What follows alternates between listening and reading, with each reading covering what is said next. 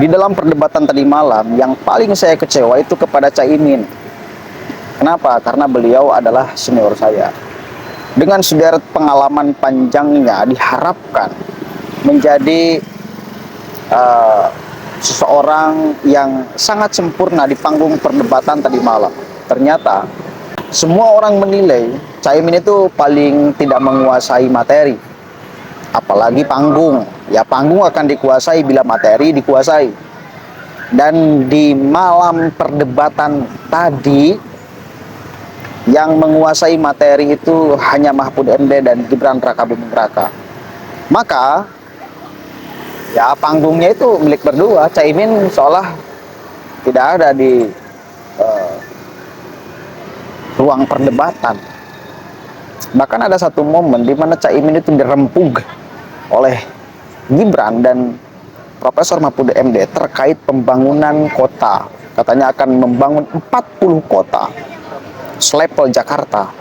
Ini jadi bahan tertawaan oleh Gibran dan Profesor Mahfud MD.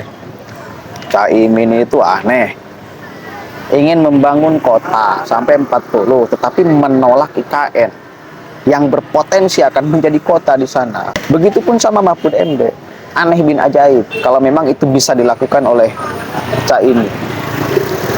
Saya paham Caimin itu menggunakan pandangan-pandangan Anies, tetapi narasi yang disampaikan ke publik itu tidak sama dengan Anies.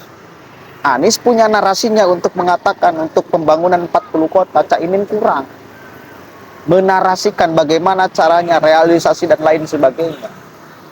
Itu makanya ya jadi bahan tertawaan deh. Coba kita dengarkan videonya sama-sama. Terima kasih.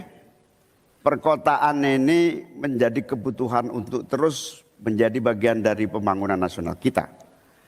Di antara kebutuhan pokok dari perkotaan ini adalah infrastruktur yang memadai. Dan dalam kerangka agar tidak terjadi penumpukan penduduk di dalam satu perkotaan, maka pembangunan perkotaan harus dibikin merata di berbagai tempat.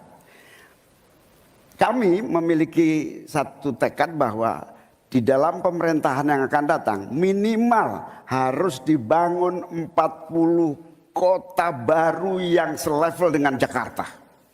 Dengan kemampuan menampung jumlah penduduk, memberikan sarana dan prasarana yang memadai, sekaligus kemampuan untuk terjaganya lingkungan yang memungkinkan untuk sehat. Termasuk kehidupan yang memberikan kenyamanan bagi seluruh penduduknya, di mana perumahan tidak terlampau jauh dari pusat-pusat pekerjaan, di mana akses pendidikan bisa sampai pada yang dibutuhkan. Sementara fiskal yang dibutuhkan, kita harus pandai-pandai mengambil prioritas. Sekali lagi, kita bukan setuju atau tidak setuju IKN. Yang paling penting adalah prioritas kepemerataan dan keadilan agar terbangun kota-kota sehingga sarana air bersihnya terwujud. Balikpapan kasihan, Banjarmasin kasihan, Pontianak kasihan. Karena apa? Kota-kota ini dalam waktu singkat bisa kita sulap menjadi lebih baik. Karena apa?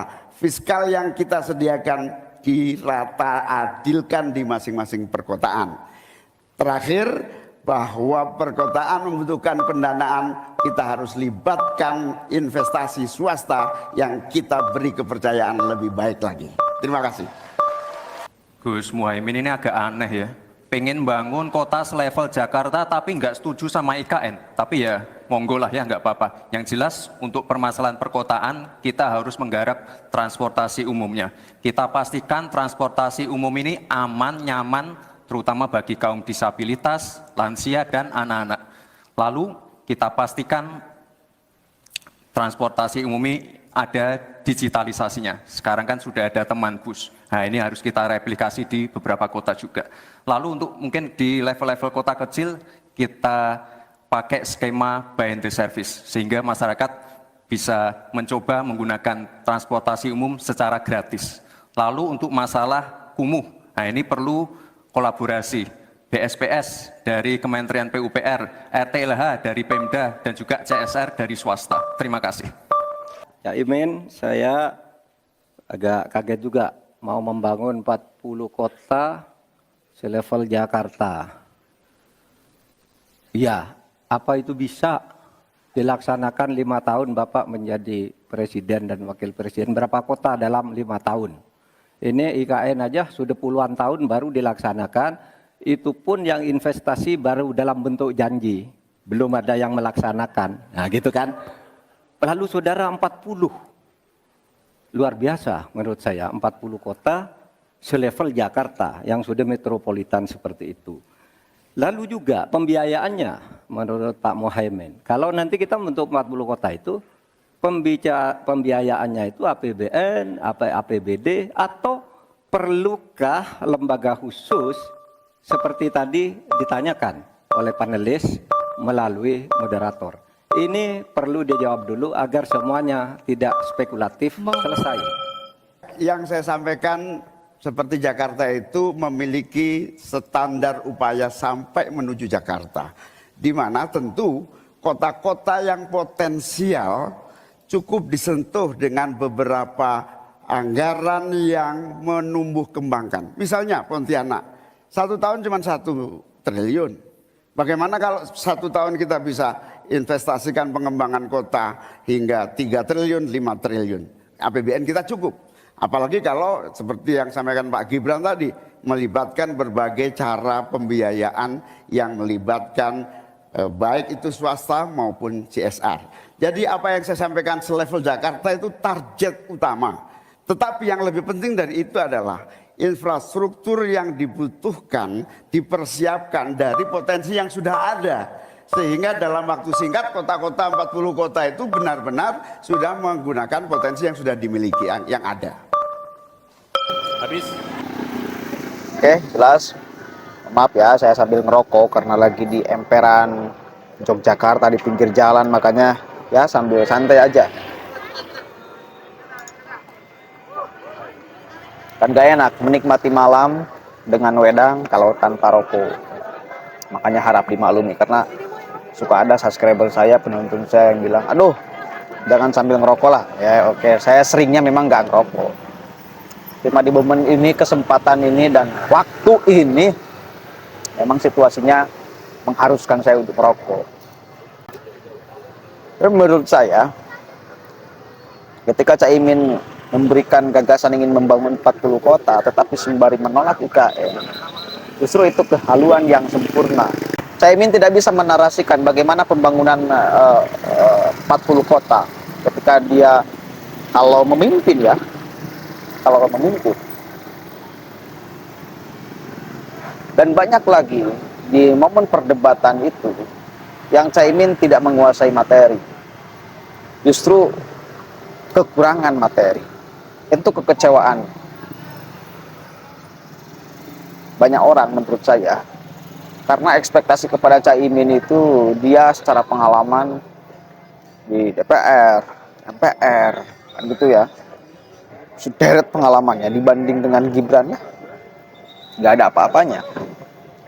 Cuma ya sayang di momen perdebatan tadi malam justru Gibran lah yang kelihatan sangat moncer, dan itu bukan saya yang mengatakan, para pengamat politik misal Adi Prayetno juga mengatakan hal yang sama.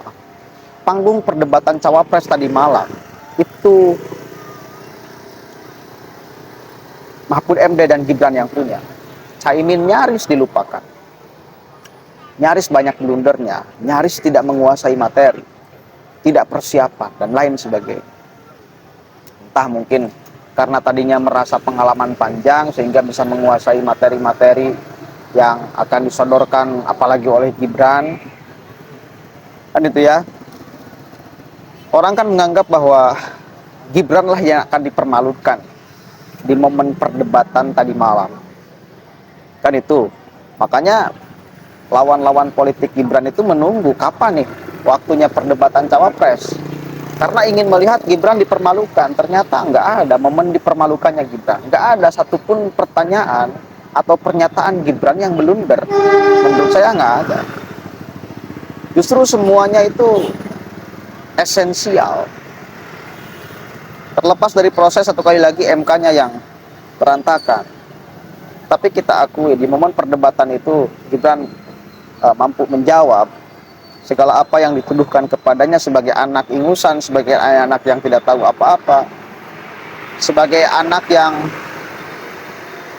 hanya lahir dari proses tanpa ada belajar karena punya bapak presiden dan lain sebagainya. Pokoknya cap-cap buruk itu disematkan kepada Gibran. Tetapi Gibran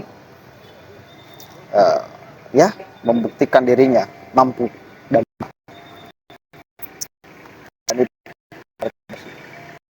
oke, teman-teman intinya kalah kepada Caimin.